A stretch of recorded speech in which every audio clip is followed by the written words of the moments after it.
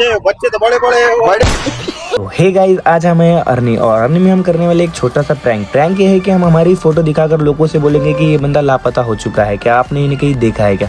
तो हम आप देखेंगे लोगों की रिएक्शन कि लोग क्या बोलते हैं।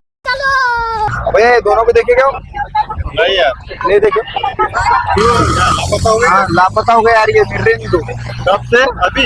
हाँ अभी बस 15-20 मिनट हो रहे। अरे अच्छे बच्चे तो बड़े बड़े लेकिन मिल रहे नहीं यार, फोन नहीं है इनके पास। हाँ ना, देखे नहीं तुम? नहीं देखे, ठीक है ठीक है। भैया ये दोनों को देखेगा कब तक? नहीं देखे। कैसे कैसे लोग रहते हैं। देखो यार मिल रहे नहीं यार, 1 घंटा होगा।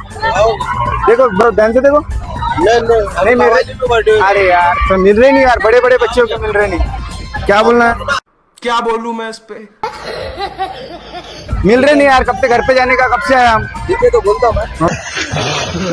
क्या इनको देखा इनको?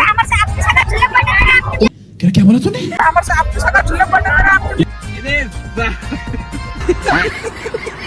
साथ जिले में बैठी थी ये। क्या बात?